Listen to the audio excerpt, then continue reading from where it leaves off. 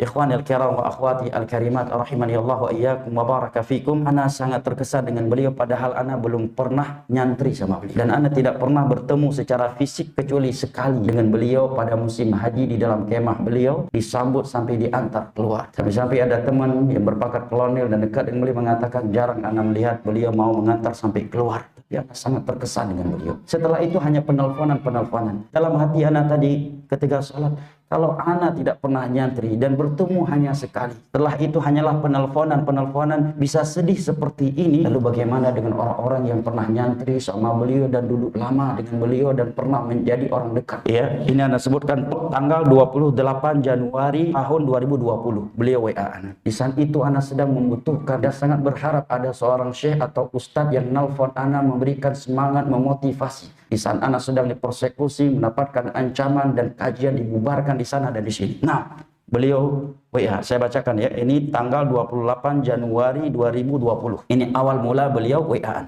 Komunikasi pertama dengan WA. Assalamualaikum Ustadz Farhan, bagaimana kabarnya? Sebenarnya yang terjadi di masjid ente apa inti masalahnya? Masjid itu punya jamaah ente atau punya mereka? Jawab karena nggak tersimpan nomor beliau. Waalaikumsalam, afwan, dengan siapa ini? Lihat jawaban orang yang tawadhu, yang tidak memuliakan dirinya. Jawabannya Yazid Jawas Bogor. Kalau orang yang ingin diustadkan, saya Ustadz Al-Fadhil Yazid Jawas. Beliau mengatakan Yazid Jawas Bogor. Kemudian beliau telepon. 1 jam lebih. Beliau memotivasi, memberikan semangat, wallahi menetes air mata. Tidak ada satupun ustadz yang menelpon ana saat itu dan WA langsung secara japri memotivasi di saat itu. Ana benar-benar membutuhkan motivasi yang seperti ini kecuali beliau. Bahkan sebagian yang lain justru mengkritik dan nyinyir. Bahkan ada yang memberikan pesan melalui muridnya, sampaikan ini kepada Farhan. Nabi Nuh saja ditegur oleh Allah karena dakwah begini. Maka ya rubah gaya dakwah. Kita menerima itu. Tapi dalam kondisi yang terpuruk, terkadang kita agak berat menerima kata-kata seperti itu. Mungkin kita kurang ikhlas ya kan. Kalau Nabi digituin mungkin berat. Ini ada ustaz malah yang ngomong gitu. Makanya kalau turun gunung itu banyak bertanya kepada yang lebih senior terlebih dahulu. Ada seperti itu. Dan sampai ke anak bahasa-bahasa seperti itu. Cuma ustadz yang dianggap keras ini yang ana lihat paling lembut hatinya dan paling perhatian kepada ustadz-ustadz muda. Banyak orang menganggap beliau keras. Ya, tapi ana belum melihat ada orang yang perhatian seperti beliau. Beliau telepon lebih dari 1 jam. Setelah beliau telepon, beliau WA lagi setelah itu. Apa WA-nya? Antum lihat, antum simak. Setiap kejadian yang menimpa kita dan dakwah yang ini pasti ada hikmahnya. Kata Imam Ibnu Qayyim, al-haqqu mansur walau mumtahan. Kebenaran itu pasti menang meskipun setelah mendapatkan banyak ujian. Yang hak pasti diuji dan pasti menang.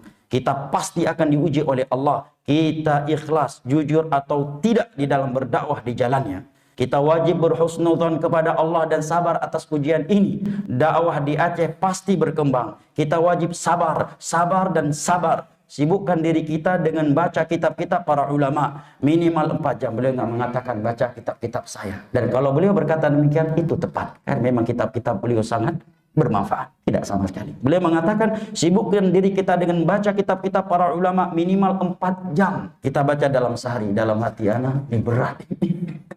Tapi nggak apa-apalah, sami'na wa ta'na dulu. Walaupun kita pemalas, bukan orang yang rajin.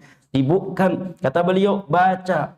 Ya, di sini ini baru beliau, karena sedang membahas tentang ini, beliau meskipun baca buku ana menuntut ilmu dan jalan menuju surga. Kita wajib semangat dalam belajar dan dalam berdakwah di jalan Allah. Jangan lemah ente, jangan putus asa ente. Doa dan zikir terus. Apa yang Allah takdirkan untuk kita, itu yang terbaik untuk kita. Allah bersama orang-orang yang sabar. Subhanallah. Ya. Kemudian juga ketika kejadian alamiah, ana WA beliau malah menjawab Waalaikumsalam warahmatullahi wabarakatuh. Alhamdulillah baik.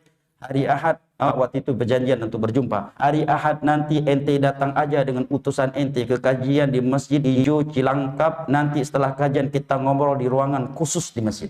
Nah, dalam hati anak, orang kecil seperti anak ini mau beliau khususkan waktunya. Dengan umur beliau yang begitu tua, kesibukan yang luar biasa, dan fisik, kondisi kesehatan yang kurang sempurna. Dan anak bilang, Alhamdulillah Ustaz, jazakallah khair Ustaz. Anak nggak punya utusan Ustaz. Anak bilang, ya anak akan atur insyaAllah.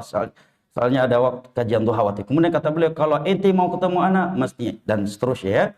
Beliau sebutkan beberapa tempat untuk bertemu. Dan waktu itu ketika beliau memberikan nasihat itu, ana merasa seperti dapat angin segar dan suntikan vitamin yang luar biasa. Nah, suntikan vitamin yang luar biasa. Dan nasihat yang seperti ini di waktu yang seperti itu luar biasa pengaruhnya. Itu luar biasa pengaruhnya. Ini bukan gambar beliau ya, tapi bagaimana beliau di padang Arafah dalam keadaan memasang impusnya di padang Arafah, 2 impusnya. Nah, ya. Kemudian di Muzdalifah, padahal Muzdalifah kalau sakit kan bisa orang meninggalkannya, ada uzur, ya cuma lewat, ya kan? Kecuali Arafah, mau nggak mau, tetap bertahan langit, tetap beliau wukuf di Muzdalifah, beratapkan langit, panas 50 derajat Celcius, seperti orang yang masih sehat, dalam keadaan membawa impus ke Muzdalifah. Padahal kalau kita malas, bisa aja lewat, cuma sekedar lewat, ada uzur syar'i, sakit, beliau tetap iktikaf di padang pasir Muzdalifah, beratapkan langit dengan cuaca 50 derajat Celcius. Dan ini bukan ghulu dan lebay terhadap beliau. Kata Ali bin Abi Thalib, la ya'rifu fadli hadhil fadli illa. Tidak ada yang mengakui kemuliaan orang yang mulia kecuali orang-orang yang mulia dan berjiwa besar.